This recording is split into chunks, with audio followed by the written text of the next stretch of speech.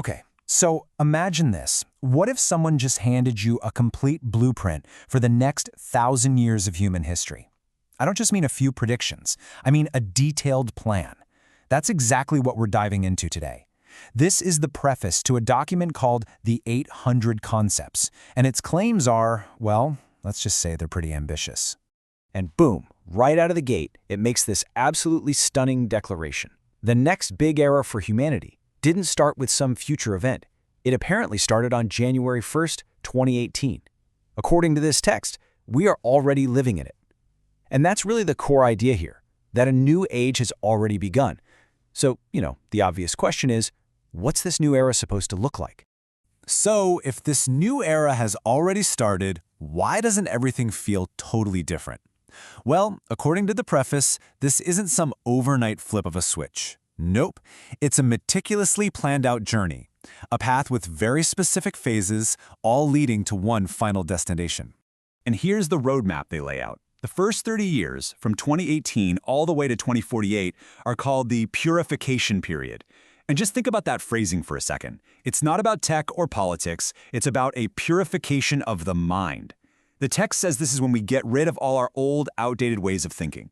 Then, you've got a 10-year adjustment period for society to catch up, replacing old systems. So we're talking about a 40-year transition before we get to the main event, the Golden Age.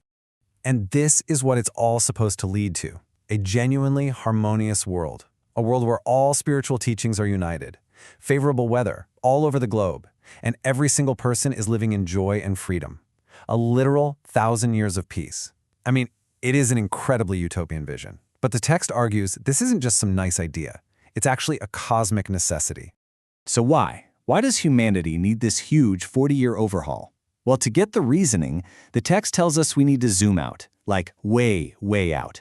It argues that our planet Earth plays a very specific and, honestly, a very difficult role in the grand scheme of things. It all starts with the number 20, because in this worldview, our universe isn't the only one. There are 20 parallel worlds, and get this, 36 dimensions of space. And inside this unbelievably vast cosmic setup, our little planet has been given a very specific and, frankly, a super challenging job. So here it is, Earth's purpose, according to this document. It has a dual role. First, it's a transfer station, sort of a cosmic crossroads for beings moving between different levels of existence. But second, and this is way more dramatic, it's a battleground for a constant war between gods, demons, and humans. This paints a picture of Earth as a place that's just naturally chaotic and full of conflict. And the result of this constant cosmic battle? The text is pretty blunt about it. It says that all of human history is basically a history of suffering. War, chaos, pain, fear. It claims these aren't just random bad things happening. They're symptoms of unhealthy cultures and viral ways of living. And that right there, that's the core problem that this new golden age is supposed to finally solve. Okay, so if you're going to launch a 1,000-year plan to end all suffering on a cosmic battleground, you're probably going to need a leader, right? And this is where the preface makes what is probably its most extraordinary claim yet. It says the prophesied guide for this whole new era has arrived. And that guide is the author of this very text.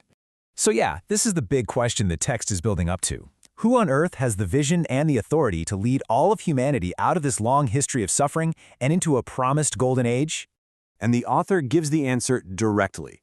He identifies himself as Shu Feng and claims to be the great guiding spirit. He even connects his identity to this really strange prophecy from the so-called Russian Martian boy Boriska, who apparently predicted a guide would be born in Western China. So the author's basically saying, that's me, I'm the one. So we've got a timeline and a prophesied leader. But is this all just a nice idea, just a vision? Well, the author says absolutely not. He insists that a solid plan has already been developed, it's been tested, and it's been proven. The groundwork for this new age, he says, is already done. And the groundwork he's talking about has two parts. First, you've got the theory. The whole philosophy is laid out in these two big collections of writings. And then you have the practice, a real-world experiment, a community model called the Second Homeland, which the text says they tested for almost 8 years in China to prove that these ideas can actually work in real life. So, where does the document we're talking about, these 800 concepts, fit into all of this? Well, the preface explains that it's the distilled essence of all that theory and all that practice. It's basically the ultimate cheat sheet, the essential guidebook for how to live in this new era. So finally, the preface doesn't just lay out this incredible vision, it gives the reader a set of very direct instructions and a bill. It actually outlines the price of enlightenment for anyone who happens to come across this information. So the message here is pretty clear. Just finding this text is a sign that you're chosen or blessed. It literally says that people who aren't meant to see it just won't be able to or won't have any interest. For those who do find it, the instructions are to treat it super seriously, think about it deeply, and most importantly, actually put the ideas into practice in your own life. But there's one more thing. Yep. $1. The text says that getting this knowledge comes with a price tag, and it's a very specific one.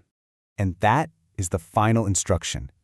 And this isn't like a friendly suggestion. The text says every single reader must pay $1 to something called the Lifechanyuan International Family Society. So this isn't just about the money. It frames getting this knowledge as a formal transaction. You're required to give something in order to receive enlightenment. And all of that brings us to our final thought. This text lays out a complete, prophetic, and pretty demanding worldview. It's got a timeline, a leader, a cosmic backstory, and even a price tag. So it really makes you think, right? In our modern world where we're just flooded with information and ideas, what are the things that make a new system of belief actually compelling enough for people to buy in?